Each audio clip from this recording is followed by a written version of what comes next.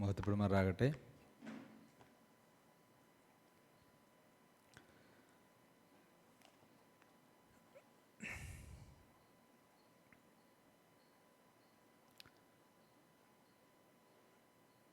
നാം ദൈവവചനത്തിൻ്റെ മുമ്പാകെ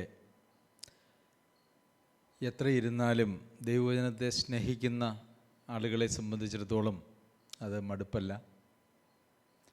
ദൈവവചനത്തെ സ്നേഹിക്കുക എന്ന് പറഞ്ഞാൽ അത് ദൈവത്തെ സ്നേഹിക്കുന്നതിന് തുല്യമാണ് എന്നറിയാമല്ലോ. നാം ഇപ്രകാരമാണ് വായിക്കുന്നത്: ആദിയിൽ വചനം ഉണ്ടായിരുന്നു, വചനം ദൈവത്തോടു കൂടിയായിരുന്നു, വചനം ദൈവമായിരുന്നു. അപ്പോൾ വചനത്തെ സ്നേഹിക്കുക എന്ന് പറയുന്നത് ദൈവത്തെ സ്നേഹിക്കുന്നതിന് തുല്യമാണ് എന്ന് മാത്രവുമല്ല, ഒരുപക്ഷെ രക്ഷിക്കപ്പെട്ട അനേക വർഷങ്ങൾ കഴിഞ്ഞ ദൈവമക്കൾക്ക് പത്രോസ് പുസ്തകം എഴുതുമ്പോൾ വചനമെന്ന മായമില്ലാത്ത പാൽ കുടിപ്പാൻ വാഞ്ചിപ്പിൻ. എങ്ങനെ വാഞ്ചിക്കണമെന്നാണ് പറഞ്ഞേ? ഇപ്പോൾ ജനിച്ച ശിശുക്കളെ പോലെ വചനമെന്ന മായമില്ലാത്ത പാൽ കുടിപ്പാൻ വാഞ്ചിപ്പിൻ. അത് രക്ഷിക്കപ്പെട്ട ഉടനെയുള്ള ശിശുവായിരുന്ന ആളുകളോടല്ല അത് പറയുന്നത്. ഒരുപക്ഷെ കാലം നോക്കിയാൽ ഉപദേഷ്ടക്കന്മാരായിരിക്കുവാൻ പ്രായമായ ആളുകളോടാണ് പറയുന്നത്. അപ്പോൾ ദൈവവചനം കേൾവി എനിക്ക് അധികമായി പോയി, അല്ലെങ്കിൽ ഇത്രയൊന്നും ആവശ്യമില്ല എന്ന് നമ്മൾ ഹൃദയത്തിൽ തോന്നുന്നെങ്കിൽ എന്തോ ഒരു ആത്മീക പ്രശ്നം നമ്മിൽ ഉണ്ട് എന്നാണ് അതിൻ്റെ അർത്ഥം. പ്രിയമുള്ളവരെ, കഴിഞ്ഞ 1-2 ആഴ്ച ഞാൻ നിങ്ങളോട് സംസാരിച്ചതായിട്ടുള്ള ചില കാര്യങ്ങൾ ഒരു വലിയ വിവാദത്തിനും തർക്കത്തിനും പലർക്കും അനേകർക്കും ഇടർച്ചയ്ക്കും കാരണമായി എന്നുള്ളത് ഞാൻ പല ആളുകളിൽ നിന്നും മനസ്സിലാക്കി.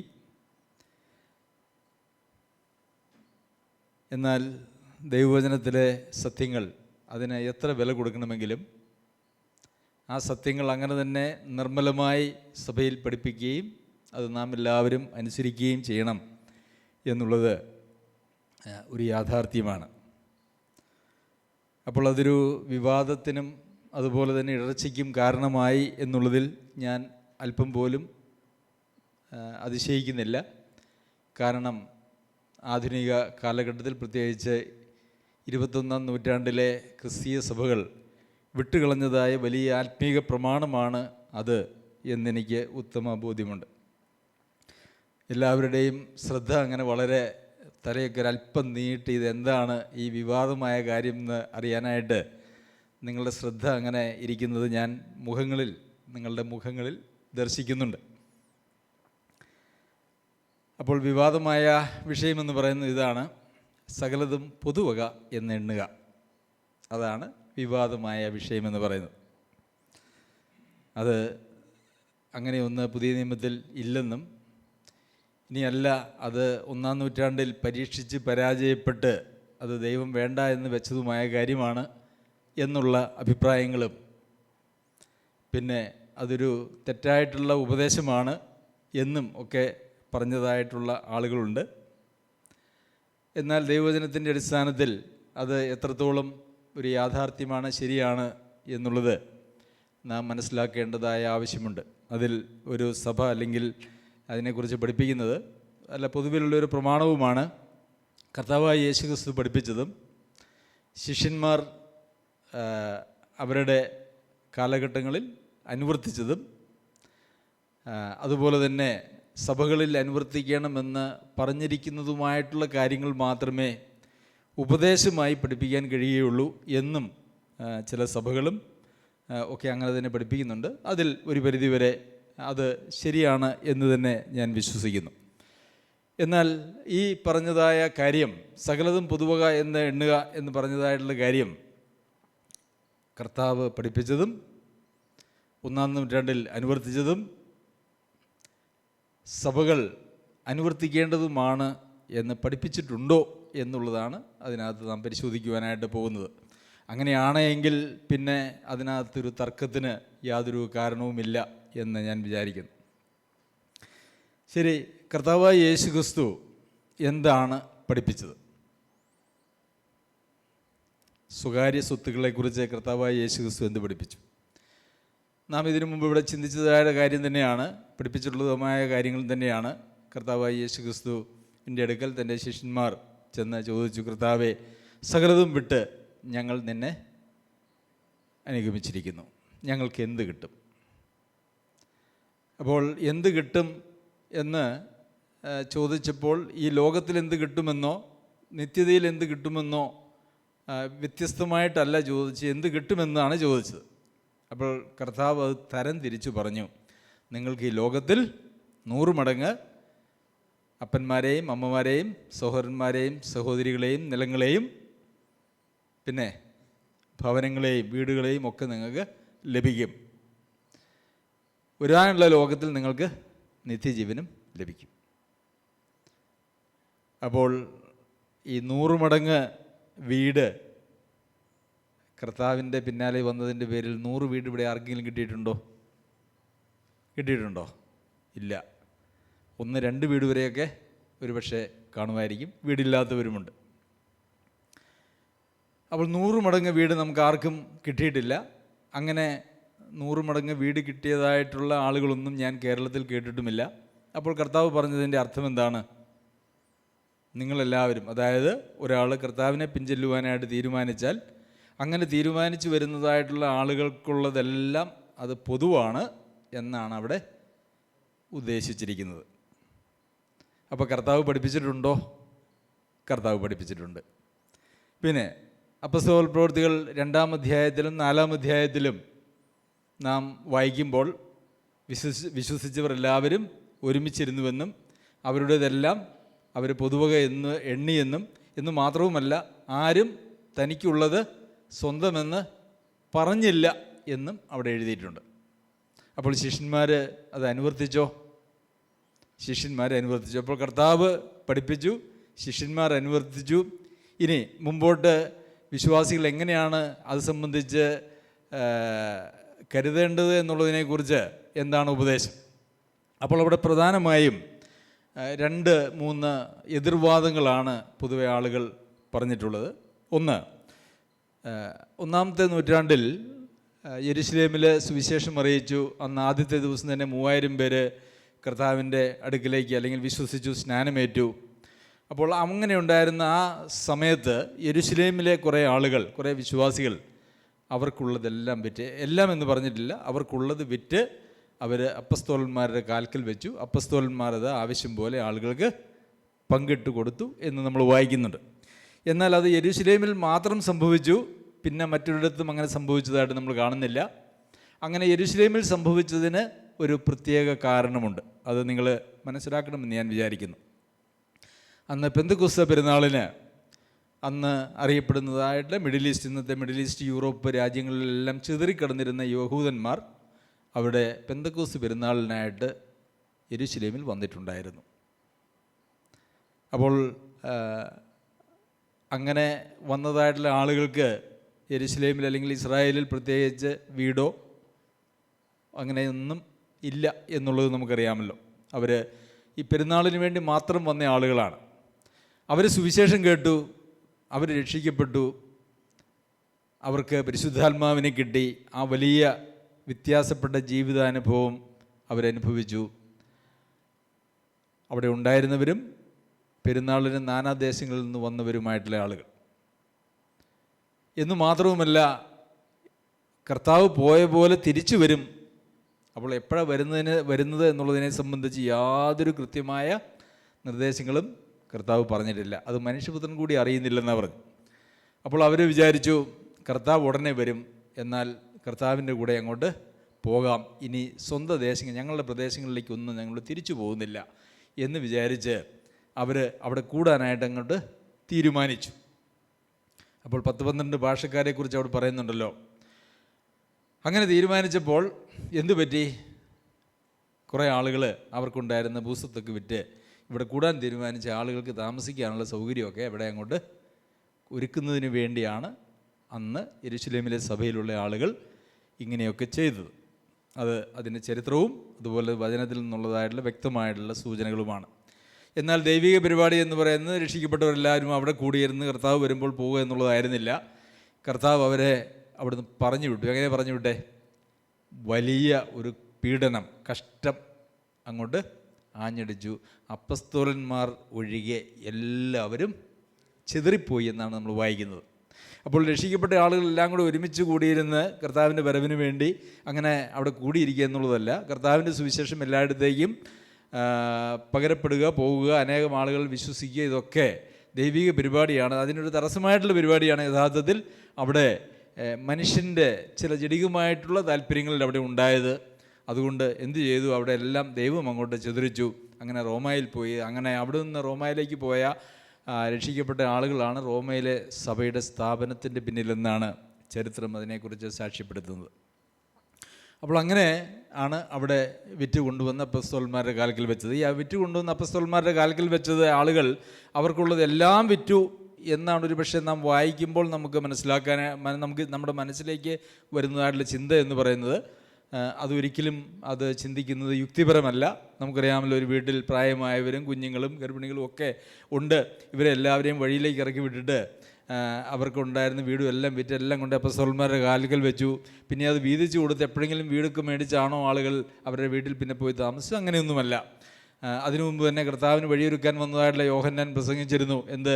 രണ്ടുള്ളവൻ ഒന്ന് കൊടുക്കട്ടെ. അപ്പോൾ അവർക്ക് അധികമായിട്ടുണ്ട്, മറ്റുള്ളവർക്ക് വേണ്ടി കൊടുക്കാൻ സാധിക്കുന്നതുണ്ട് എന്ന് മനസ്സിലാക്കിയതായിട്ടുള്ള ആളുകൾ അവർക്കുള്ള അധികമായതെന്ന് അവർ ചിന്തിച്ചതും ആവശ്യത്തിലേക്കുള്ള ആളുകൾക്കും അവർ അതങ്ങനെ ചെയ്തു എന്നുള്ളതാണ്. അപ്പോൾ 1-ാം നൂറ്റാണ്ടിൽ സംഭവിച്ച ഈ വീടുകളും നിലങ്ങളും വിറ്റുകൊണ്ട് അപ്പസ്തോലന്മാരുടെ കാൽക്കൽ വെച്ചു എന്ന് പറയുന്നതിൻ്റെ പശ്ചാത്തലം അതാണ്. അത് നമ്മൾ മനസ്സിലാക്കണം. അപ്പോൾ പെന്തക്കോസ്ത പെരുന്നാളിൽ വന്നതായിട്ടുള്ള ആളുകളെക്കുറിച്ച് ഒരു പ്രത്യേക പരാമർശം അപ്പസ്തോല പ്രവൃത്തികൾ 2-ാം അധ്യായത്തിൽ കാണുന്നുണ്ട്. എന്താണ്? ആളുകളെക്കുറിച്ച് പരാമർശമുണ്ട്. ശ്രദ്ധിച്ചിട്ടുണ്ടോ? ഭക്തിയുള്ള പുരുഷന്മാർ, അല്ലേ? ഭക്തിയുള്ള പുരുഷന്മാർ. നമുക്കറിയാം, ഇന്നത്തേതുപോലെ യാത്രാ സൗകര്യമോ ഒന്നും ഉണ്ടായിരുന്ന കാലഘട്ടമല്ല. ആ പ്രദേശങ്ങളിൽ നിന്നൊക്കെ അനേക മൈലുകൾ നടന്നും അല്ലെങ്കിൽ കഴുതപ്പുറത്തോ ഒക്കെയാണ് ആളുകൾ യെരുശലേമിലേക്ക് വന്നത്. അത് അവരുടെ ദൈവത്തോടുള്ള ഭക്തിയും അല്ലെങ്കിൽ സ്നേഹവും ഭയവും ഒക്കെയാണ് അതിൻ്റെ പിന്നാലെ ഉള്ളത്. എന്തുകൊണ്ടാണ് പത്രോസ് അപ്പോസ്തലൻ്റെ ഒരൊറ്റ പ്രസംഗത്തിൽ 3000 പേര് രക്ഷിക്കപ്പെട്ടെന്നറിയാവോ? ഭക്തിയുള്ള ആളുകളുടെ ഒരു കൂട്ടമായിരുന്നു അത്. ഇന്ന് നമ്മൾ പ്രസംഗിച്ചാൽ ഒരാൾ പോലും രക്ഷിക്കപ്പെടാതിരിക്കുന്നതിൻ്റെ കാര്യം എന്ന് പറയുന്നത് ഭക്തിയുള്ളവരെന്നും, പ്രിയമുള്ളവർ, എല്ലാവർക്കും രക്ഷ ഒരുക്കിയിട്ടുണ്ടെങ്കിലും ഈ രക്ഷയെ കരസ്ഥമാക്കുവാൻ, കൈവശമാക്കുവാൻ കഴിയുന്നവർ അതിനകത്ത് ദൈവത്തോടുള്ള ആ അനുകൂല മനോഭാവമുള്ള ആളുകൾ മാത്രമാണ്. നമ്മൾ അങ്ങനെയുള്ള ചില ആളുകളെക്കുറിച്ച് വീണ്ടും നമ്മൾ വായിക്കുന്നുണ്ട്. എവിടെയാണ്? 10-ാം അധ്യായത്തിൽ കൊർന്നേലിയോസിനെ കുറിച്ച്. കൊർന്നേലിയോസ് രക്ഷിക്കപ്പെട്ട ആളായിരുന്നില്ല, അല്ലേ? നീയും നിൻ്റെ കുടുംബവും രക്ഷ പ്രാപിക്കേണ്ടതിന് ആവശ്യമായ വാക്കുകളെ അവൻ നിന്നോട് അറിയിക്കും. അതായത് പത്രോസ് അപ്പോസ്തലൻ നിന്നെ അറിയിക്കുമെന്നാണ് ദൂതൻ പറഞ്ഞത്. രക്ഷിക്കപ്പെട്ട ആളല്ല, പക്ഷേ തന്നെക്കുറിച്ച് പറഞ്ഞിരിക്കുന്നതായിട്ട് ചില വിശേഷണങ്ങളുണ്ട്. താൻ ഭക്തിയുള്ളവനായിരുന്നു, നീതിമാനായിരുന്നു, എപ്പോഴും പ്രാർത്ഥിക്കുന്നവനായിരുന്നു. ലുദിയെക്കുറിച്ചും വായിക്കുന്നത് എങ്ങനെയാണ്? ഭക്തിയുള്ള ഒരു സ്ത്രീ. അപ്പോൾ ദൈവത്തോടുള്ള ഭയവും ഭക്തിയുമുള്ള ആളുകൾക്ക് മാത്രമേ ഈ ദൈവത്തിൻ്റെ വചനം അവരുടെ ഹൃദയങ്ങളിൽ പ്രവർത്തിക്കുകയുള്ളൂ. അതൊരു യാഥാർത്ഥ്യമാണ്. ഇന്ന് നമുക്ക് ആളുകളുടെ ജീവിതത്തിൽ കാണുന്ന ഭക്തി 2 തരമുണ്ട് പ്രധാനമായിട്ടും. ഒന്ന് ദൈവത്തോടുള്ള ഭക്തി, 2 മതഭക്തി. ദൈവത്തോട് ഭക്തിയുള്ളതായിട്ടുള്ള ആളുകൾ ദൈവവചനം കേൾക്കുമ്പോൾ അവർ അത് ദൈവവചനമായി തന്നെ, സാക്ഷാൽ വചനമായി തന്നെ, എൻ്റെ വാക്കുകൾ സാക്ഷാൽ വചനമായി നിങ്ങൾ സ്വീകരിച്ചുവെന്ന് തെസ്സലോനിക്കയിലെ വിശ്വാസികളുടെ പൗലോസ് അപ്പോസ്തലൻ പറയുന്നത് പോലെ ഭക്തരായിട്ടുള്ള ആളുകൾ, ദൈവത്തോട് ഭക്തിയുള്ളതായിട്ടുള്ള ആളുകൾ, അവർ ദൈവവചനം, അവർ വാക്കുകൾ കേൾക്കുമ്പോൾ അത് ദൈവത്തിൻ്റെ വചനമായിട്ട് കൈക്കൊണ്ട് അത് അവരുടെ ജീവിതത്തിൽ രൂപാന്തരത്തിനും മനസ്സാന്തരത്തിനുമൊക്കെ ഇടയായിത്തീരും. പിന്നെ മതഭക്തർ അല്ലെങ്കിൽ സഭാഭക്തരായിട്ടുള്ള ആളുകളുണ്ട്. അവരുടെ ജീവിതത്തിൽ ഈ ദൈവവചനം പ്രവർത്തിക്കുവാനായിട്ട് കഴിയില്ല. അവരുടെ ഭക്തി, ദൈവത്തോടുള്ള ഭക്തിക്കപ്പുറം അവർക്ക് അവരുടെ പ്രസ്ഥാനങ്ങളോട് അല്ലെങ്കിൽ അവരായിരിക്കുന്ന മതങ്ങളോട്, അവിടുത്തെ വിശ്വാസങ്ങളോടൊക്കെയാണ് അവരുടെ ഭക്തി കിടക്കുന്നത്.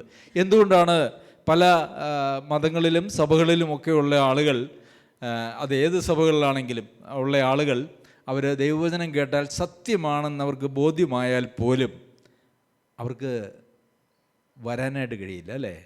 നമ്മൾ അനേക ആളുകളോട് ദൈവവചനം സംസാരിക്കുമ്പോൾ അവർക്കറിയാം ഇത് സത്യമല്ല, സത്യം ഈ സഹോദരന്മാർ പറയുന്നത് തന്നെയാണ്, ഈ കേൾക്കുന്നതൊക്കെ സത്യമാണ്. പക്ഷേ അവർ ദൈവവചനത്തിൻ്റെ സൂക്ഷ്മമായ സത്യങ്ങളിലേക്ക് വരുവാനായിട്ട് അവർക്ക് മനസ്സില്ല. മറിച്ച് അവർ സത്യമല്ല എന്നവരുടെ ഹൃദയത്തിൽ ചിന്തിക്കുന്നതും മനസ്സിലാക്കിയിട്ടുള്ളതുമായിട്ടുള്ള കാര്യങ്ങളിൽ അവർ ഭയങ്കര ഭക്തിയോടുകൂടി അവർ അതിൽ പങ്കെടുക്കുന്നത് നമുക്ക് കാണുവാനായിട്ട് സാധിക്കും. എല്ലാ മതങ്ങളിലും സഭകളിലും ഉള്ളതായിട്ടുള്ള കാര്യം അതാണ്. അപ്പോൾ ദൈവത്തോടുള്ള യഥാർത്ഥ ഭക്തിയുള്ള ആളുകൾ അവർ ദൈവവചനം കേൾക്കുമ്പോൾ അത് അവരുടെ ജീവിതത്തിൽ വിശ്വാസമായും രൂപാന്തരമായും ജീവനായിട്ടും തീരും. അപ്പോൾ അങ്ങനെ യെരുശലേമിലുണ്ടായ വന്നതായിട്ടുള്ള ആളുകൾ പൊതുവിൽ അവരെ കഷ്ടമൊക്കെ സഹിച്ച് ചിലവൊക്കെ ചെയ്ത് ദീർഘ സമയങ്ങൾ അവരവരുടെ കുടുംബത്തെയും അവരുടെ മൃഗസമ്പത്ത്, കൃഷിയും മൃഗസമ്പത്തും ഒക്കെ ആണല്ലോ ആ കാലഘട്ടങ്ങളിലെ ജീവിതമാർഗം എന്ന് പറയുന്നത്, അതൊക്കെ വിട്ട് ഒരുപക്ഷെ ചില ആഴ്ചകൾ അല്ലെങ്കിൽ 1-2 മാസമൊക്കെ യാത്ര ചെയ്ത് തിരിച്ചു പോകുവാനായിട്ട് വന്ന ആളുകൾ ദൈവത്തോടുള്ള സ്നേഹവും ഭക്തിയും കൊണ്ട് വന്നതാണ്. അതുകൊണ്ട് അവരുടെ ജീവിതത്തിൽ ഒരു വലിയ മാനസാന്തരം, രൂപാന്തരം ദൈവവചനത്തിൻ്റെ കേൾവി മുഖാന്തരം ഉളവായി. അപ്പോൾ അത് അങ്ങനെയാണ്. അങ്ങനെ വന്ന ആളുകളും അതുപോലെ തന്നെ അന്ന് അവിടെ ഉണ്ടായിരുന്ന യഹൂദന്മാരൊക്കെ അങ്ങനെ തന്നെയാണ് ഈ വിശ്വാസത്തെ സ്വീകരിച്ചതും. അതുകൊണ്ട് അവർ ജീവൻ തന്നെ കൊടുക്കുവാനായിട്ട്, കർത്താവിന് വേണ്ടി ജീവൻ തന്നെ കൊടുക്കുവാനായിട്ട് അവർ ചിന്തിച്ചു. ശരി, കർത്താവായ യേശുക്രിസ്തു പറഞ്ഞതായിട്ടുള്ള മറ്റ് ചില ഉപമകളും ഇതിനോട് നമുക്ക് ചേർത്ത് ചിന്തിക്കുവാനായിട്ട് സാധിക്കും. അനീതിയുള്ള കാര്യവിചാരകന്മാരെക്കുറിച്ച് ഒരു ഉപമ കർത്താവ് ലൂക്കോസ് എഴുതിയ സുവിശേഷം 16-ാം അധ്യായത്തിൽ പറഞ്ഞിട്ടുണ്ട്. അവിടെ എന്താണ് പറഞ്ഞിരിക്കുന്നത്? അനീതിയുള്ള മാമോനെ കൊണ്ട് നിങ്ങൾക്ക് സ്നേഹിതന്മാരെ ഉണ്ടാക്കിക്കൊള്ളുവിൻ എന്ന് ഞാൻ നിങ്ങളോട് പറയുന്നു. അത് ഇല്ലാതെയാകുമ്പോൾ അവർ നിത്യകൂടാരങ്ങളിൽ നിങ്ങളെ ചേർത്ത് കൊള്ളുവാൻ ഇടയാകും. ഏതില്ലാതെയാകുമ്പോൾ? അനീതിയുള്ള മാമോൻ ഇല്ലാതെയാകും, അല്ലേ? അനീതിയുള്ള മാമോൻ ഇല്ലാതെയാവുകയല്ലേ? ഇതെല്ലാം വിട്ട് നമ്മൾ പിരിയും. ഇപ്പം അനീതിയുള്ള മാമോനെ കൊണ്ട് എന്ത് ചെയ്യാനാണ് പറഞ്ഞേക്കണേ? സ്നേഹിതന്മാരെ ഉണ്ടാക്കുക. അനീതിയുള്ള മാമോൻ ഇല്ലാതെയാകുമ്പോൾ, 8 മുതലുള്ള വാക്യങ്ങളാണ്, ഇല്ലാതെയാകുമ്പോൾ അവർ നിത്യകൂടാരങ്ങളിൽ നിങ്ങളെ ചേർത്ത് കൊള്ളുവാൻ ഇടയാകും. ആര്? ഈ അനീതിയുള്ള മാമോനെ കൊണ്ട് നമ്മൾ സമ്പാദിച്ചതായിട്ടുള്ള സ്നേഹിതന്മാർ നിങ്ങളെ നിത്യകൂടാരങ്ങളിൽ ചേർത്ത് കൊള്ളുവാൻ ഇടയാകും. അത്യല്പത്തിൽ വിശ്വസ്തനായവൻ അധികത്തിലും വിശ്വസ്തൻ, അത്യല്പത്തിൽ നീതി കെട്ടവൻ അധികത്തിലും നീതി കെട്ടവൻ. അതായത് ഈ അത്യല്പം എന്ന് പറഞ്ഞിരിക്കുന്നത് ഈ അനീതിയുള്ള മാമോനെക്കുറിച്ചാണ്. ഈ അനീതിയുള്ള മാമോനിൽ വിശ്വസ്തനായവൻ അധികത്തിൽ വിശ്വസ്തനായിരിക്കും, അതിൽ നീതി കെട്ടവൻ അധികത്തിലും നീതി കെട്ടവനായിരിക്കും. നിങ്ങൾ അനീതിയുള്ള മാമോനിൽ വിശ്വസ്തരായില്ല എങ്കിൽ സത്യമായത് നിങ്ങളെ ആർ ഭരമേൽപ്പിക്കും? അന്യമായതിൽ വിശ്വസ്തരായില്ല എങ്കിൽ നിങ്ങൾക്ക് സ്വന്തമായത് ആർ തരും? അന്യമായതിൽ വിശ്വസ്തരായില്ല എങ്കിൽ, ഈ അനീതിയുള്ള മാമോനെക്കുറിച്ച് പറഞ്ഞിരിക്കുന്നത് അന്യമായതിൽ, അല്ലേ? നമുക്കൊക്കെ നമ്മളുടെ ആധാരമൊക്കെ പെട്ടിയിലിരിക്കുമ്പോൾ നമുക്ക് അത് അന്യമായതാണെന്ന് നമുക്ക് ചിന്തിക്കാൻ പറ്റുമോ? അത് നമ്മുടെ സ്വന്തമാണെന്നല്ലേ, അല്ലേ? രേഖ നമുക്ക് വസ്തു തന്നതായിട്ടുള്ള ആളുകൾ, ഈ വീട് തന്നതായിട്ടുള്ള ആളുകൾ രേഖ എഴുതി രജിസ്ട്രാർ ഓഫീസിൽ വെച്ച് രജിസ്റ്റർ ചെയ്ത് നമുക്ക് സർവ്വ അധികാരങ്ങളോടും കൂടെ യാതൊരു തേഴ്ചകളോ വീഴ്ചകളോ ഒന്നുമില്ലാതെ സ്വസ്ഥമായി അനുഭവിക്കുവാനായിട്ട് എഴുതി പൈസയൊക്കെ മേടിച്ച് നമ്മുടെ പോക്കറ്റിൽ അല്ലെങ്കിൽ നമ്മുടെ പെട്ടിയിൽ വെച്ചിരിക്കുന്ന ആധാരം, അതിനെക്കുറിച്ച് വചനം പറയുന്നത് അന്യമായതിൽ നമ്മുടെ അല്ലെന്നാ, അല്ലേ? അത് നമ്മുടെ അല്ല. പ്രമാണമൊക്കെ നമ്മുടെ പേരില്ല, പക്ഷേ നമ്മുടെ അല്ല. അന്യമായതിൽ വിശ്വസ്തരായില്ല എങ്കിൽ നിങ്ങൾക്ക് സ്വന്തമായത് ആർ തരും? അപ്പോൾ ഈ ലോകത്തിലുള്ള എല്ലാ കാര്യത്തെക്കുറിച്ചും അന്യമായത് എന്ന് പറഞ്ഞിട്ടുണ്ട്. എന്നാൽ സ്വന്തമായത് എന്ന് പറയുന്ന മറ്റെന്തോ ഉണ്ട്, അല്ലേ? അന്യമായതിൽ വിശ്വസ്തരായില്ല എങ്കിൽ സ്വന്തമായത് നിങ്ങൾക്ക് ആർ തരും? അപ്പോൾ ഈ ലോകത്തിലുള്ളതെല്ലാം അന്യമായതാണ്. അതിൽ വിശ്വസ്തരായാൽ മാത്രമേ സ്വന്തമായ മറ്റെന്തോ നമുക്ക് തരുവാനായിട്ട് ഉള്ളൂ എന്നാണ് അവിടെ നമുക്ക് കാണാൻ കഴിയുന്നത്. എന്നിട്ട് പറയുക, 2 യജമാനന്മാരെ സേവിപ്പാൻ ഒരു ഭൃത്യനും കഴിയുകയില്ല. അവൻ ഒരുവനെ പകച്ച് മറ്റവനെ സ്നേഹിക്കും, അല്ലെങ്കിൽ ഒരുത്തനോട് പറ്റിച്ചേർന്ന് മറ്റവനെ നിരസിക്കും. നിങ്ങൾക്ക് ദൈവത്തെയും മാമോനെയും സേവിപ്പാൻ കഴിയുകയില്ല. അപ്പോൾ 2 മാസ്റ്റർമാരാണ് ഇവിടെയുള്ളത്. ദൈവവും, നമ്മൾ പറയുമ്പോൾ നമുക്ക് ദൈവവും പിശാചും അങ്ങനെ 2 ആളുകളല്ലേ നമുക്കുള്ളത്, അല്ലേ? ദൈവത്തിൻ്റെ പിന്നാലെ അല്ലെങ്കിൽ പിശാചിൻ്റെ പിന്നാലെ. എന്നാൽ പിശാചിന് തത്തുല്യമായിട്ട് ഉപയോഗിച്ചിരിക്കുന്നതായിട്ടുള്ള പദമാണ് മാമോൻ എന്ന് പറയുന്നത്. ഈ പിശാച് നമ്മളെല്ലാം പിടിച്ച് കിട്ടുന്നത് എവിടെയാണെന്നറിയാവോ? ഈ മാമോനോട് ചേർത്താണ് കിട്ടുന്നത്. അവിടെയാണ് നമ്മുടെ എല്ലാ സ്റ്റേഷനും പോകുന്നത്. അതൊന്നും പക്ഷെ നമുക്ക് പലപ്പോഴും മനസ്സിലാക്കാനായിട്ട് സാധിക്കുന്നില്ല.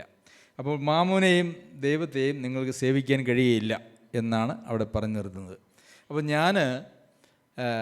നമ്മുടെ ക്ലാസ് വിവാദമാകുകയും അതിനോട് എതിർപ്പുകൾ പറയുകയും ചെയ്തപ്പോൾ ഞാൻ വിചാരിച്ചു, അതെന്താ, വചനത്തിലേക്ക് വളരെ എത്രയോ 1-2 വാക്യങ്ങളൊന്നുമല്ല, എത്രയോ വാക്യങ്ങളുണ്ട്, പിന്നെ എന്താണ് ഇങ്ങനെ സംഭവിച്ചത് എന്ന് ഞാനിങ്ങനെ ചിന്തിച്ചപ്പോൾ അടുത്ത വാക്യത്തിൽ അതിന് ഉത്തരമുണ്ട് എന്ന് എനിക്ക് മനസ്സിലായി. 14-ാമത്തെ വാക്യം. എന്താണ് 14-ാമത്തെ വാക്യം?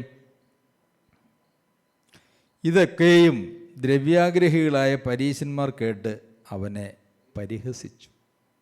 അപ്പോൾ നമുക്ക് രോഗം എന്താണ് എന്ന് പിടികിട്ടി. എന്താണ് രോഗം? ദ്രവ്യാഗ്രഹമാണ് രോഗം. ഇത് കേൾക്കുമ്പോൾ ഇത് ഉൾക്കൊള്ളുവാൻ കഴിയാതെ അതിനോട് എതിർക്കുകയും അതിനെതിരെ വാദപ്രതിവാദങ്ങൾ നടക്കുകയും പറയുന്നതായിട്ടുള്ള നമ്മളെ തുച്ഛീകരിക്കുകയും ചെയ്യുമ്പോൾ അതിനുള്ള ഉത്തരം കർത്താവിനോടും അങ്ങനെ തന്നെയാണ് ചെയ്തത്. എന്താണ് അതിന് കാരണം? അവർ ദ്രവ്യാഗ്രഹികളായി തീർന്നു എന്നുള്ളതാണ്. പൗലോസ് അപ്പോസ്തലൻ ഇവിടെ 2 യജമാനന്മാരെ സേവിപ്പാനായിട്ട് ഒരു ഭൃത്യനും കഴിയുകയില്ല. ഒരുവനെ പകയ്ക്കുക, മറ്റവനെ സ്നേഹിക്കുക. അപ്പോൾ ദൈവത്തെ സ്നേഹിക്കുക എന്ന് പറഞ്ഞു കഴിഞ്ഞാൽ ഈ അനീതിയുള്ള മാമോനെ പകയ്ക്കുക എന്നുള്ളതാണ്. അന്യമായതാണത്, നമുക്കുള്ളതല്ല. സ്വന്തമായത് എന്ന് പറയുന്നത് മറ്റെന്തോ ആണ്. അത് നിത്യതയിൽ ദൈവം നമുക്ക് നൽകുന്നതാണ്, അല്ലെങ്കിൽ ദൈവം നൽകുന്നതായിട്ടുള്ള ജീവൻ ആണ് ഈ സ്വന്തമായത് എന്നുകൊണ്ട് ഉദ്ദേശിച്ചിരിക്കുന്നത് എന്നുള്ളത് നമുക്കറിയാം. പിന്നെ വീണ്ടും മറ്റൊരു വാദം ഇന്ന് ക്രിസ്തീയ ലോകത്തിൽ നടക്കുന്നത്, കർത്താവിൻ്റെ അടുക്കൽ ചില ആളുകളൊക്കെ ചെന്നു എന്നിട്ട് പറഞ്ഞു, എനിക്ക് നിന്നെ പിൻഗമിക്കുവാനായിട്ട് ആഗ്രഹമുണ്ട്. അപ്പോൾ കർത്താവ് എന്താ പറഞ്ഞേ? ഉള്ളതൊക്കെ വിറ്റ് ദരിദ്രർക്ക് കൊടുത്തേച്ച് എൻ്റെ അടുത്ത് വാ. അപ്പോൾ നിങ്ങൾക്കുള്ളതെല്ലാം വിറ്റ് ദരിദ്രർക്ക് കൊടുത്തേച്ചാണോ ഈ നടക്കുന്നതും പ്രസംഗിക്കുന്നതും ഒക്കെ? ന്യായമായിട്ടുള്ളൊരു ചോദ്യം അല്ലേ?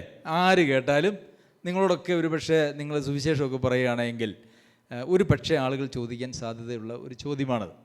ഈ 1-ാം നൂറ്റാണ്ടിൽ സകലതും വിറ്റ് അപ്പസ്തോലന്മാരുടെ കാൽക്കൽ കൊണ്ട് വെച്ചു എന്ന് പറയുന്നത് പോലെ, അത് നിങ്ങളങ്ങനെ എല്ലാം വിറ്റ് അപ്പസ്തോലന്മാരുടെ കാൽക്കൽ കൊണ്ട് വെച്ചിട്ടുണ്ടോ എന്ന് ചോദിക്കുന്നത് പോലെ തന്നെ കർത്താവിനെ പിൻഗമിക്കാനായിട്ട് വന്നതായിട്ടുള്ള ആളുകളോട് കർത്താവ് എന്താ പറഞ്ഞേ? ആളുകളോടല്ല, ഒരാളോട് എന്ത് പറഞ്ഞു? നിങ്ങൾക്കുള്ളതെല്ലാം വിറ്റ് ദരിദ്രർക്ക് കൊടുക്കുക, എന്നിട്ട് എന്നെ പിൻഗമിക്കുക.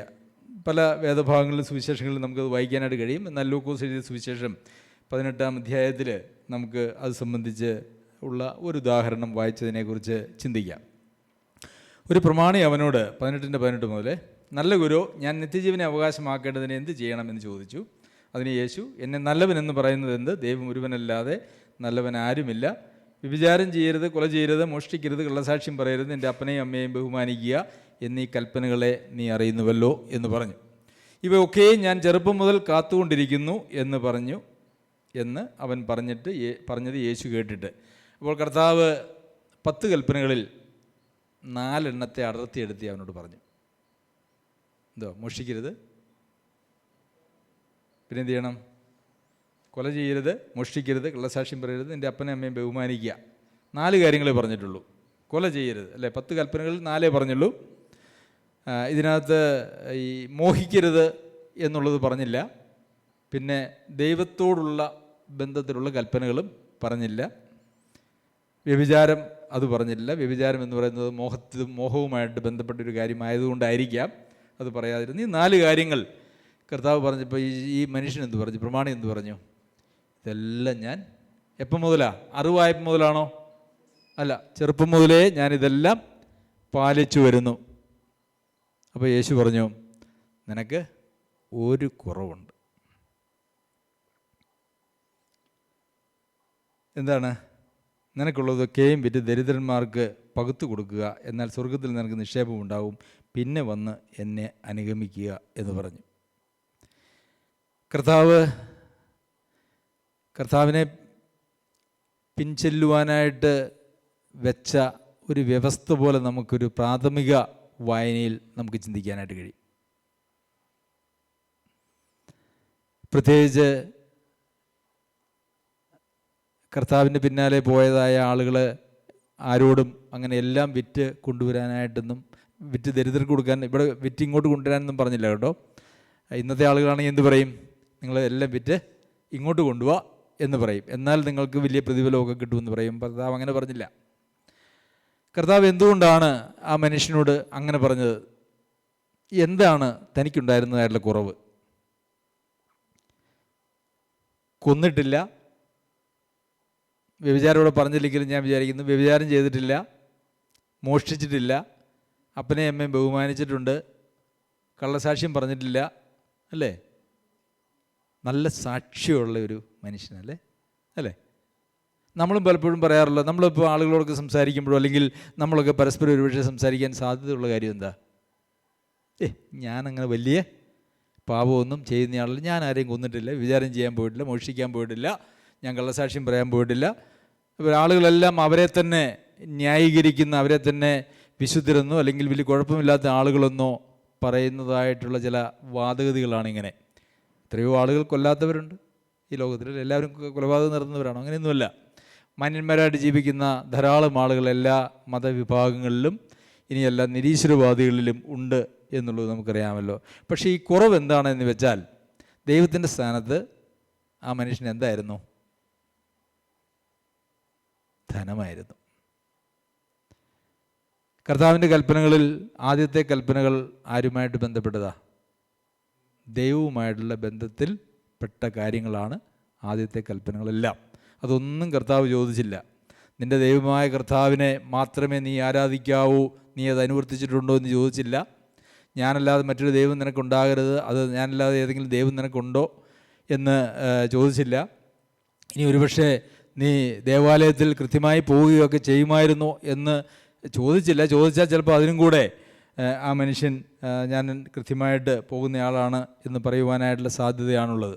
ഈ കുറവ് എന്ന് പറയുന്നത് ദൈവത്തിൻ്റെ സ്ഥാനത്ത് അദ്ദേഹത്തിന് ഉണ്ടായിരുന്നത് ഈ അനീതിയുള്ള മാമോനായിരുന്നു. അതായിരുന്നു എന്നുള്ളൊരു എന്താ തെളിവ്? ഇത് വിറ്റ് ദരിദ്രർക്ക് കൊടുത്തേച്ചെങ്കിൽ വരാൻ പറഞ്ഞു കഴിയുമ്പോൾ പുള്ളി സ്ഥലം വിട്ടു, അല്ലേ? അതാണ് അതിൻ്റെ തെളിവ് എന്ന് പറയുന്നത്. ഇനി ഇങ്ങനെയൊരു മനുഷ്യനെ കർത്താവിൻ്റെ കൂട്ടത്തിൽ ആ സമ്പത്തിനോട് കൂടെ കൂട്ടിയായിരുന്നെങ്കിൽ എന്തായിരുന്നു അവസ്ഥ? അല്ലെങ്കിൽ ആ സമ്പത്തൊക്കെ വിറ്റ് ഇങ്ങോട്ട് കൊണ്ടുവരിക, അല്ലെങ്കിൽ നീ നിൻ്റെ സമ്പത്തൊക്കെ വെച്ചോ എന്നാലും എൻ്റെ പിന്നാലെ പോരെ എന്ന് പറഞ്ഞു കഴിഞ്ഞാൽ എന്തുമായിരുന്നു അവസ്ഥ? ഒരു 13ാമത്തെ ശിഷ്യനായിട്ട് ഈ പറഞ്ഞ പ്രമാണി എന്നാണ് പറഞ്ഞേക്കുന്നത് അദ്ദേഹത്തെക്കുറിച്ച്. പ്രമാണി അപ്പം ഒരു സാധാരണക്കാരനായിട്ടുള്ളൊരു മനുഷ്യനല്ല. കർത്താവിൻ്റെ കൂടെയുള്ളവരാരൊക്കെയാ? മുക്കുവന്മാരും ചുങ്കക്കാരും, അങ്ങനെ സാധാരണക്കാരായിട്ടുള്ള ആളുകളാണ്. അതിൻ്റെ കൂട്ടത്തിലേക്ക് ഒരു പ്രമാണി കുറേ പൈസയായിട്ട് വന്നാലുള്ള അവസ്ഥ നിങ്ങളൊന്ന് ആലോചിച്ച് നോക്കിയേ. കർത്താവ് പറഞ്ഞു വേണ്ട, അങ്ങനെ വരേണ്ട ആവശ്യമില്ല. ഇന്ന് അനേക സഭകൾ നിയന്ത്രിക്കുന്ന ആരാന്നറിയാവോ? പ്രമാണിത്വമുള്ളവരും പൈസയുള്ളവരുമാണ് സഭയെ നിയന്ത്രിക്കുന്നത്. സഭ എന്ത് ചെയ്യണം, സഭ എങ്ങനെ പോകണം, സഭയിൽ എന്ത് പഠിപ്പിക്കണം, ആര് പഠിപ്പിക്കണം, ഇങ്ങനെയുള്ള കാര്യങ്ങളൊക്കെ തീരുമാനിക്കുന്നത് ആരാണെന്നറിയാമോ? ഈ അനീതിയുള്ള മാമോനെ കൈവച്ച് ഒരല്പം വർത്തമാനം പറയാനും തണ്ട് കാണിക്കാനും ഒക്കെ കഴിയുന്ന ആളുകളാണ് ഇന്ന് സഭകളെ നിയന്ത്രിക്കുന്നത്. എത്രയോ കഷ്ടകരമായിട്ടുള്ള അവസ്ഥയാണ് എന്ന് നമുക്ക് കാണുവാനായിട്ട് സാധിക്കും. പിന്നെ നമുക്ക് അപ്പോസ്തല പ്രവൃത്തികളിൽ യെരുശലേമിലെ സഭയെക്കുറിച്ച് നമ്മൾ വായിച്ചു, നമ്മളത് കേട്ടു, നമ്മളതിനെക്കുറിച്ച് പഠിച്ചു. കൊരിന്തിലെ സഭയെക്കുറിച്ച് എഴുതുമ്പോഴും അവർ മറ്റ് സഭകളിലേക്ക് അവരുടെ മഹാദാരിദ്ര്യവും കഷ്ടതയും ഒക്കെ ആയിരുന്നിട്ടും അവർ മറ്റ് സഭകളെ സഹായിക്കുന്നതിന് വേണ്ടിയും അവർ തുനിഞ്ഞു, അവരതിന് ഉത്സാഹിച്ചു, അവരത് ചോദിച്ചറിഞ്ഞ് അത് കൊടുത്തു എന്നുള്ളതൊക്കെ നമുക്ക് കാണുവാനായിട്ട് സാധിക്കും. പിന്നെ സഭ എന്ന് പറയുന്ന ഒരു ശരീരമാണ് എന്നുള്ളതിനോടനുബന്ധിച്ചാണല്ലോ നാം ഈ കാര്യങ്ങളൊക്കെ ചിന്തിച്ചത്. ഒരു ശരീരത്തിന് ഏതെങ്കിലും സ്വന്തമായിട്ടുണ്ടോ? ശരീരത്തിലെ ഏതെങ്കിലും ഒരു അവയവത്തിന് സ്വന്തമായിട്ട് എന്താ ഉള്ളത്? എന്തെങ്കിലും ഉണ്ടോ? സഭ എന്ന് പറയുന്നതായ ആ കോൺസെപ്റ്റ്, ആ തത്വത്തിൽ തന്നെ അതൊരു ശരീരത്തോട് ഉപമിച്ചിരിക്കുന്നത് കൊണ്ടും ഒരു ശരീരമായിട്ടാണ് നിങ്ങളെ വിളിച്ചിരിക്കുന്നത് എന്ന് പറയുക. കൊലോസ്യർക്ക് എഴുതുമ്പം പൗലോസ് പറയും, നിങ്ങളെ അതിനായിട്ടല്ലോ നിങ്ങളെ ശരീരമായി വിളിക്കപ്പെട്ടിരിക്കുന്നത്. അപ്പോൾ ഒരു ശരീരത്തിൽ ഒരവയവത്തിനും സ്വന്തമായിട്ടൊന്നുമില്ല അല്ലേ?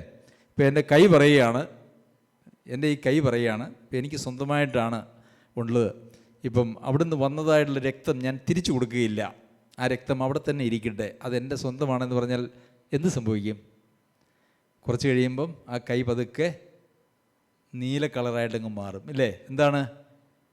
അവിടെ അശുദ്ധ രക്തം കെട്ടിക്കിടക്കുന്നു. ആ രക്തം ശുദ്ധീകരിച്ച് അത് ശ്വാസകോശത്തിലേക്ക് പോയി ഹൃദയം അതിനെ പമ്പ് ചെയ്ത് പുതിയൊരു രക്തം ഈ കൈയിലേക്ക് വന്നില്ലെങ്കിൽ ഈ കൈക്ക് എന്ത് സംഭവിക്കും? ആ അവയവം കുറച്ച് കഴിയുമ്പം നീലയായി, പിന്നെ പഴുപ്പായി, പിന്നെ അത് മുറിച്ച് കളഞ്ഞിരുന്നില്ലെങ്കിൽ ബാക്കിയുള്ള ശരീരത്തിന് പോലും നിലനിൽപ്പില്ലാത്ത ഒരു അവസ്ഥയിലേക്ക് പോകും. ഒരു ശരീരമെന്ന് നമ്മെ സഭയെ പറഞ്ഞിരിക്കുന്നത് തന്നെ നമുക്ക് സ്വന്തമായിട്ടൊന്നുമില്ല, എല്ലാം പൊതുവാണ് എന്ന് പറയുന്നതിന് തുല്യമാണ്. അപ്പോൾ പിന്നെ എങ്ങനെയാണിത് പൊതുവായിട്ട് നമ്മൾ കണക്കാക്കേണ്ടത്? അതൊരു ഭയങ്കര സങ്കീർണമായിട്ടുള്ള പ്രശ്നമാണ്. എങ്ങനെയാണ് പൊതുവായിട്ട് കണക്കാക്കേണ്ടത്? അതിനും ചില പ്രമാണങ്ങൾ നമുക്ക് ദൈവവചനത്തിൽ കാണുവാനായിട്ട് സാധിക്കും. എന്തായാലും എല്ലാവരും എല്ലാം വിറ്റ് കൊണ്ടുവന്ന് ഇനിയിപ്പം പാസ്റ്ററുടെ മുമ്പാകെ വെച്ച് പാസ്റ്റർ തുല്യമായിട്ടങ്ങ് ഭാഗിച്ചു കൊടുക്കുക, അങ്ങനെയാണോ? അങ്ങനെയൊന്നുമില്ല, അല്ലേ? അങ്ങനെ ചെയ്താലുള്ള അവസ്ഥ എന്താ? സമയമായല്ലോ. അങ്ങനെ ചെയ്താലുള്ള അവസ്ഥ എന്താ? എല്ലാവർക്കും നമ്മൾ ഒന്ന് സങ്കല്പിക്കുക, എല്ലാവരും കൂടെ വിറ്റ് 10 കോടി രൂപ കിട്ടിയെന്ന് വിചാരിച്ചു. തുല്യമായിട്ട് എല്ലാവർക്കും 10 കോടി അങ്ങ് ഭാഗിച്ചു കൊടുത്തു. എല്ലാവർക്കും 50 ലക്ഷം രൂപ കിട്ടി എന്ന് വിചാരിച്ചോളൂ. ഒരാഴ്ച കഴിയുമ്പം നമ്മൾ ചോദിച്ചാൽ എല്ലാവരുടെയും കൈവശം ഒരേ തുകയായിരിക്കും ഉണ്ടായിരിക്കുക? അല്ല. അപ്പോൾ അവിടെ വ്യത്യാസമായില്ലേ? ഇല്ലേ? അപ്പോൾ പിന്നെ എന്ത് ചെയ്യണം? വീണ്ടും കൊണ്ടുവന്ന് ഒന്നാക്കണമല്ലേ? സാധിക്കുമോ? അങ്ങനെ തുല്യത, എല്ലാ കാര്യത്തിലും തുല്യത എന്ന് പറയുന്നത് വചനത്തിൽ നമുക്ക് കാണുവാനായിട്ട് കഴിയുന്നില്ല. വചനത്തിൽ പറയുമ്പോൾ ധനവാന്മാരെക്കുറിച്ചും വീടുണ്ടായിരുന്നവരെക്കുറിച്ചും വീട്ടിൽ സഭകളുണ്ടായിരുന്നതിനെക്കുറിച്ചും ഒക്കെ നമുക്ക് കാണുവാനായിട്ട് സാധിക്കും. തുല്യത എന്ന് പറയുന്നതായിട്ടുള്ള ഒരു പരിപാടി അല്ല ദൈവവചനത്തിലെ ഈ സത്യം എന്ന് പറയുന്നത്. നമുക്കറിയാം, സോഷ്യലിസം ഉണ്ട്, ക്യാപിറ്റലിസം ഉണ്ട്. അമേരിക്കയൊക്കെ ക്യാപിറ്റലിസം, മൂലധന എന്തായാലും മലയാളത്തിൽ എനിക്കറിയില്ല. അതുപോലെ തന്നെ സോഷ്യലിസം റഷ്യയിലൊക്കെ സോഷ്യലിസം ആയിരുന്നു, അമേരിക്കയിൽ ക്യാപിറ്റലിസം ആയിരുന്നു. അങ്ങനെ 2 വിഭാഗത്തിലാണ് ലോകത്തിലെല്ലാം ഉള്ളത്, എക്കണോമി ഒക്കെ ഉള്ളതെന്നുള്ളത് നമുക്കറിയാമല്ലോ. ഇത് രണ്ടും പരാജയമായി പോയി. സോഷ്യലിസം പരാജയപ്പെട്ടു പോയി, ക്യാപിറ്റലിസവും പരാജയപ്പെട്ടു പോയി. ക്യാപിറ്റലിസം എങ്ങനെ പരാജയപ്പെട്ടത്? അവിടെ ആളുകൾ തമ്മിലുള്ള അന്തരം വർദ്ധിച്ചു. പണക്കാർ വീണ്ടും പണക്കാരായിട്ട് മാറി, പാവപ്പെട്ടവർ വീണ്ടും പാവപ്പെട്ടവരായിട്ട് മാറി. അപ്പോൾ സോഷ്യലിസവും ക്യാപിറ്റലിസവും പരാജയപ്പെട്ടിടത്ത് ബൈബിളിൽ വേറൊരു ഇസമുണ്ട്. എല്ലാം എല്ലാവർക്കും പൊതുവായിരുന്നു. എല്ലാവരും വിറ്റ് എല്ലാവർക്കും കൊണ്ട് കൊടുക്കുകയല്ല, മറിച്ച് മുട്ടുള്ളവർ ആരും അവരുടെ ഇടയിൽ ഉണ്ടായിരുന്നില്ല. അതാണ് ബൈബിളിലെ പ്രമാണം. മുട്ടുള്ളവർ ആരും ഒരു സഭയിൽ ഉണ്ടായിരിക്കാനായിട്ട് പാടില്ല. മനുഷ്യൻ്റെ അടിസ്ഥാന ആവശ്യങ്ങൾ എന്തൊക്കെയാ?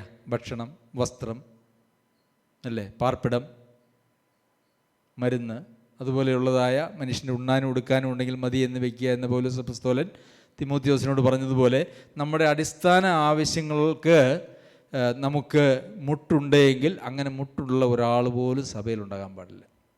അങ്ങനെ മുട്ടുള്ളതായ ആരെങ്കിലും സഭയിൽ ഉണ്ടായിട്ട് അവരോട് ഒരു അനുകൂല മനോഭാവമോ ഒന്നും കാണിക്കാനായിട്ട് ആ സഭയിൽ ഉള്ള ആളുകൾക്ക് കഴിയുന്നില്ല എങ്കിൽ അതൊരു പ്രശ്നമാണ്. അതിനെ പിന്നെ ശരീരം എന്ന് വിളിക്കാനായിട്ട് പറ്റില്ല, സഭയെന്ന് വിളിക്കാനായിട്ടും സാധിക്കില്ല. മുട്ടുള്ളവർ ആരും സഭയിലുണ്ടാകാനായിട്ട് പാടില്ല. അതാണ് അതിൻ്റെ അടിസ്ഥാന പ്രമാണം എന്ന് പറയുന്നത്. വ്യക്തമായോ? ഇപ്പം വേറെ പുറത്തുള്ള ആളുകൾക്ക് വ്യക്തമായില്ലെങ്കിലും നമുക്ക് എല്ലാവർക്കും വ്യക്തമായ ഏതെങ്കിലും സംശയങ്ങളുണ്ടോ? മാത്രമല്ല, വിശ്വസിച്ചവരുടെ കൂട്ടത്തിന് എത്ര ഹൃദയമുണ്ടായിരുന്നു, എത്ര മനസ്സുണ്ടായിരുന്നു, അല്ലേ? നമ്മളതിനെക്കുറിച്ചൊക്കെ കൂടെ കേട്ടൊരു പക്ഷേ നിങ്ങൾക്ക് ബോറടിക്കുന്നുണ്ടാവും. ഇപ്പം ഏക ഹൃദയം, ഏക വായ, ഏക മനസ്സ്, ഒരു ശരീരം, ഇതിനൊക്കെ എങ്ങനെയാണ് ഒരു മനസ്സും ഒരു ശരീരവും ഒരു വായു ഒരു ഹൃദയവും ഒക്കെ ഉള്ള ആളുകൾക്ക് വ്യത്യസ്തങ്ങളായിട്ടുള്ള നിലയിൽ കാര്യങ്ങൾ ഉണ്ടാകാനായിട്ട് സാധിക്കുമോ? ഇല്ല, അല്ലേ? ഒന്നാണ്, നമ്മളൊന്നാണ്. അപ്പോൾ അതിനെക്കുറിച്ച് എനിക്ക് പറയുവാനായിട്ടുള്ളത്, ഞങ്ങളുടേതെല്ലാം, ഞങ്ങളുടേത് അല്ല കർത്താവിൻ്റേത്, ഞങ്ങൾ കാര്യവിചാരകന്മാർ മാത്രം. എല്ലാം പൊതുവക എന്ന് എണ്ണിയിരിക്കുന്ന എല്ലാവർക്കും ഞങ്ങൾക്കുള്ളതെല്ലാം പൊതുവകയാണ്, അല്ലേ? എല്ലാം പൊതുവക എന്ന് എണ്ണിയിരിക്കുന്നവർക്കെല്ലാം ഞങ്ങൾക്കുള്ളത് പൊതുവകയാണ്. ഞങ്ങൾക്ക് സ്വന്തമായിട്ട് ഒന്നുമില്ല. നമ്മളെല്ലാവരും അങ്ങനെ പറയാനായിട്ട് നമുക്ക് സാധിക്കും. എങ്കിൽ മാത്രമേ ഒരു സഭ എന്നുള്ള നിലയിൽ നമുക്ക് പുതിയ നിയമസഭ എന്നുള്ള നിലയിൽ ഒരു ശരീരമായി കർത്താവിൻ്റെ മണവാട്ടിയായി ജീവിക്കുവാനും മുമ്പോട്ട് പോകാനും കഴിയുള്ളൂ. എന്നിട്ടേ നമ്മൾ ഈ സുവിശേഷം പ്രസംഗിച്ചിട്ട് തന്നെ കാര്യമുള്ളൂ, അല്ലേ? നമ്മൾ പ്രസംഗിക്കുന്ന സുവിശേഷം എന്താണ്? നമ്മളെന്താ സുവിശേഷം പ്രസംഗിച്ച് സഭയിലേക്ക് കുറച്ച് ആളുകളെ കൂട്ടിക്കൊണ്ടുവരിക, സഭയിൽ കുറേ അംഗങ്ങളാക്കുക എന്നുള്ളതല്ല. നമ്മളൊരു ശരീരമായി തീരാതെ നമ്മളിൽ നിന്നൊരു സുവിശേഷം പുറത്തേക്ക് പോയി കഴിഞ്ഞാൽ അതിൽ ശക്തിയും ഉണ്ടാവില്ല, അതിൽ ആത്മാവും ഉണ്ടാകുകയില്ല. ശരിയാണോ? ഞാനീ പറയുന്നതിൽ എന്തെങ്കിലും വ്യത്യാസങ്ങൾ വല്ലതും ഉണ്ടോ സഹോദര? ഇല്ല, ഒന്നുമില്ല. ദൈവവചനത്തിൻ്റെ പ്രമാണം എന്ന് പറയുന്നത് നമുക്ക് ഏവർക്കും ഏറെ പ്രധാനപ്പെട്ടതാണ്. ഇങ്ങനെയൊക്കെയുള്ള പഠനങ്ങൾ ഒരുപക്ഷെ ലോകത്ത് എനിക്ക് തോന്നുന്നു അങ്ങനെ ആരും പഠിപ്പിക്കാറില്ല. കാരണം ഇതിനൊക്കെ ഒത്തിരി ചിലവും ഒക്കെയുള്ള പഠനങ്ങളാണ്. കർത്താവ് പറഞ്ഞു, മനുഷ്യപുത്രൻ വരുമ്പോൾ ഭൂമിയിൽ വിശ്വാസം കണ്ടെത്തുമോ? കുറേ വിശ്വാസികളെന്ന് പേരുള്ള ആളുകളായിട്ട് നമുക്ക് നിന്നാൽ പോരാ, അല്ലേ? നിത്യജീവനെ അവകാശമാക്കുവാൻ എന്ത് ചെയ്യണം എന്ന് ചോദിച്ചാൽ തനിക്കുള്ളത് ഇന്ന് രാവിലെ നാം സാബുസോൻ്റെ അടുത്ത് കേട്ടു, തനിക്കുള്ളതൊക്കെയും വിട്ടു പിരിയുന്നില്ല എങ്കിൽ എൻ്റെ ശിഷ്യനായിരിക്കാനായിട്ട് കഴിയുകയില്ല. കർത്താവ് വിശ്വാസികൾ ഉണ്ടാക്കാനല്ല ശിഷ്യന്മാരെ അയച്ചത് കേട്ടോ. കർത്താവ് ശിഷ്യന്മാരെ ഉണ്ടാക്കാനായിട്ടാണ് ശിഷ്യന്മാരെ അയച്ചത്. നിങ്ങൾ ലോകമെങ്ങും പോയി സുവിശേഷം പറഞ്ഞ് കുറേ വിശ്വാസികൾ ഉണ്ടാക്കാനായിട്ടാണോ കൽപ്പന? അല്ല. സ്നാനപ്പെട്ട ആളുകളെ എന്ത് ചെയ്യണം? ഞാൻ നിങ്ങളോട് കൽപ്പിച്ചതൊക്കെയും പ്രമാണിപ്പാൻ തക്കവണ്ണം ഉപദേശിച്ചും കൊണ്ട് സകലജാതികളെയും ശിഷ്യരാക്കിക്കൊള്ളുവിൻ. ശിഷ്യന്മാരല്ലാത്ത ആരെയും കർത്താവിന് വേണ്ട. നമ്മളൊക്കെ ഒരുപക്ഷെ ഇന്ന് ലോകത്ത് ക്രിസ്ത്യാനികളെന്ന് അഭിമാനിക്കുന്നതായിട്ടുള്ള ആളുകൾ അവരൊക്കെ അടിസ്ഥാനപ്പെട്ടിരിക്കുന്നത് എവിടെയാണെന്നറിയാമോ? അവർ എന്നോ ഒരിക്കൽ യേശുവിനെ എൻ്റെ രക്ഷിതാവും കർത്താവുമായിട്ട് സ്വീകരിക്കുന്നു എന്ന് പറഞ്ഞതിലോ ഇനി ഏറെ പോയാൽ ഒന്ന് മുങ്ങിയതിലോ ആണ് അവരുടെ എല്ലാം നിലനിൽപ്പ് എന്ന് പറയുന്നത്. അങ്ങനെയൊന്നുമല്ല.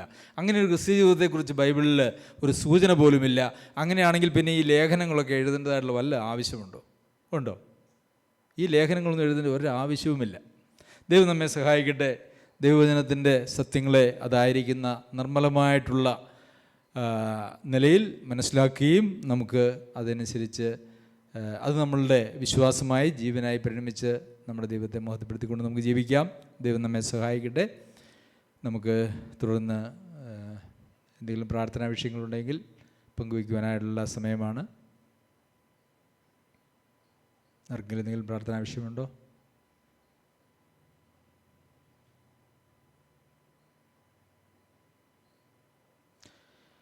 തമ്പിസോറിൻ്റെ അടുത്തുള്ള ആ പയ്യൻ്റെ കാര്യം പറഞ്ഞത് എന്താ? ആശുപത്രിയിൽ ശരിയായി, കുഴപ്പമില്ല. ഹൈദരാബാദിന് പോയിരിക്കുന്ന നിമ്മിയെക്കുറിച്ച് എന്ത് പറയുന്നു? അല്ല പറഞ്ഞ പിന്നെ വെയിറ്റിംഗ് ലിസ്റ്റിലാണ്, ഓപ്പറേഷനുള്ള വെയിറ്റിംഗ് ലിസ്റ്റിലാണ്. മോള് സുഖമായിരിക്കുന്നല്ലോ അല്ലേ? കുഴപ്പമില്ല. സൗമ്യ, നമ്മുടെ രാജേന്ദ്രൻ ബ്രദറിൻ്റെ മോൾ സൗമ്യയുടെ ഡേറ്റ് നാളെയാണ്. സൗമ്യ ഓർത്ത് നമുക്ക് പ്രാർത്ഥിക്കാം. മറ്റെന്തെങ്കിലും പ്രാർത്ഥന ആവശ്യങ്ങളുണ്ടോ?